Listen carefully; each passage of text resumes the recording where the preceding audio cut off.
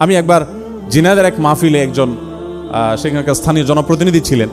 তো প্রসঙ্গত ওনাকে আমি একটু রসিকতা করে বললাম যে ভাই, আপনি অনেক বড় নেতা মানুষ মাশাআল্লাহ, এবং বহু মানুষকে আপনি খাবার খাওয়ান, অনেক টাকা পয়সা দেন, রাজনৈতিক কারণে, ভোটের জন্য, নোটের জন্য, নানা কারণে আপনারা দেন এগুলো। বাট আমার জিজ্ঞাসা হলো, আপনি জীবনে 2000 পিপিলিকাকে একবেলা দাওয়াত করে খাওয়াতে পারবেন কিনা? তুমি বলেন যে ভাই এটা আবার কেমন কথা বললেন, পিঁপড়া 2000 খাওয়ানোর মানে কি দাঁড়ালো? আমি বললাম আচ্ছা, আপনি 500 পাখিকে একবেলা মেহমানদারি করবেন, এর সুযোগ আছে? বলো না, এটা কিভাবে সম্ভব? তাই আমি বললাম আল্লাহ নবী সাল্লাল্লাহু আলাইহি ওয়াসাল্লাম সে আইডিয়া আমাদেরকে দিয়ে গেছে। আমি একবার একটা টেলিভিশন প্রোগ্রামে একজন বাংলাদেশের নামকরা একজন স্থপতি, পাশাপাশি তিনি পরিবেশবিদ, তার সাথে একটা প্রোগ্রামে একসাথে ছিলাম।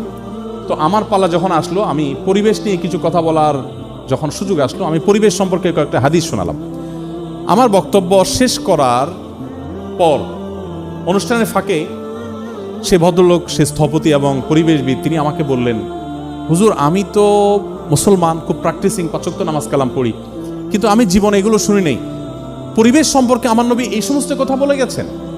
এখন এই পর্যায়ে এসে ফ্যাক্টরি রেভলিউশনের পর যত্রতত্র কলকারখানা করে কালো ধোঁয়ার মাধ্যমে, কলকারখানা বর্জ্যের মাধ্যমে গোটা পৃথিবীকে বাস অযোগ্য করে তোলার পর এখন পৃথিবীর সবচেয়ে বেশি বাজেট হয়ে থাকে পরিবেশের জন্য।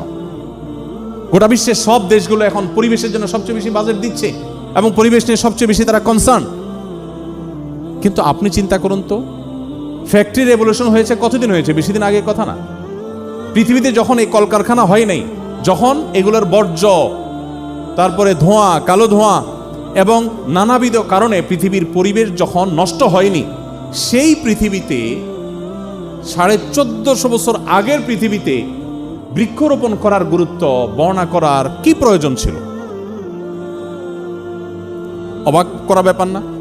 এখন বৃক্ষরোপণের গুরুত্ব আমরা বুঝি, তখনকার মানুষ তো বৃক্ষরোপণের বৈজ্ঞানিক উপকারিতাও জানতো না, আবার প্রয়োজনীয়তা এতটা ছিল না, কারণ পরিবেশ নষ্ট হয়নি।